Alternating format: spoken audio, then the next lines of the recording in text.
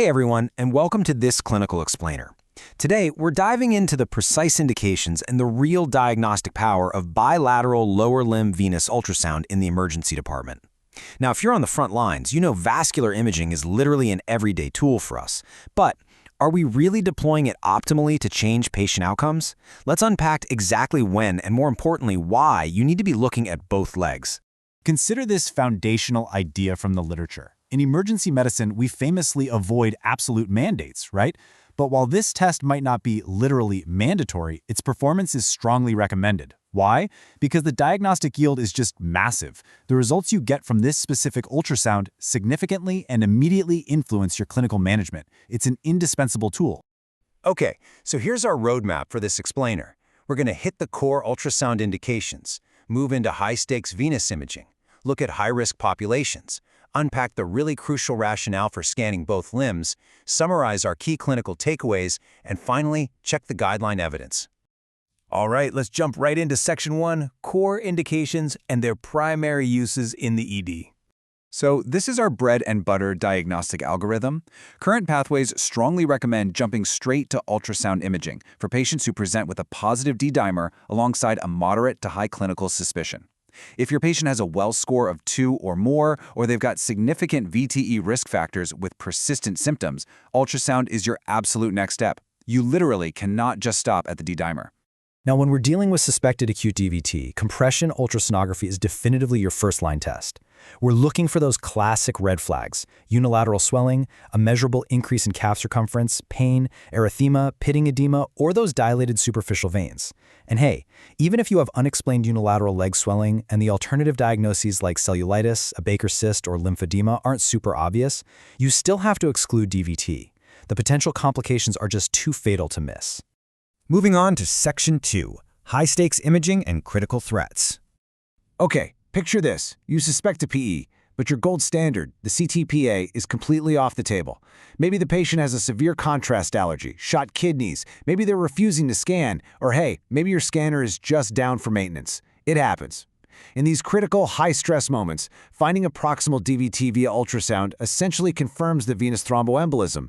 It's a brilliant workaround that legally and medically justifies your anticoagulation strategy without ever needing to image the chest. This perfectly illustrates the contrast between two critical extremes that both demand immediate ultrasound. On one side, you've got a hemodynamically unstable patient with a suspected massive PE.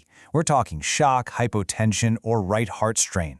If you can't safely get them to CT, finding that proximal plot proves the disease and pushes you to give thrombolytics. On the flip side, you have extensive proximal thrombosis. Think phlegmasia ceruleus dolens. That is a limb-threatening venous obstruction, and ultrasound gives you the immediate diagnosis you need to actually save that extremity.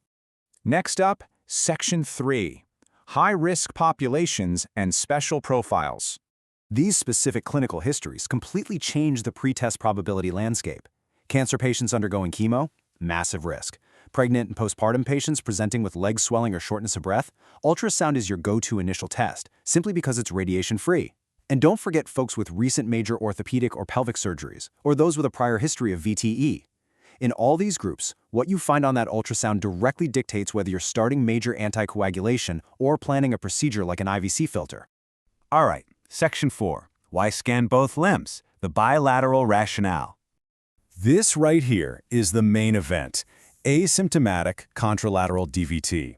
Discovering a hidden clot in the completely normal-looking opposite leg happens way more often than you'd think in patients with confirmed VTE.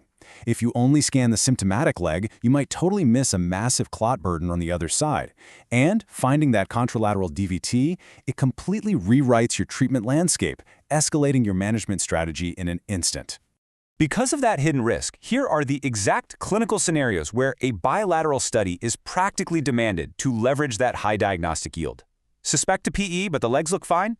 Scan them both. Bilateral edema? Both legs. Pregnancy or active malignancy? Scan both.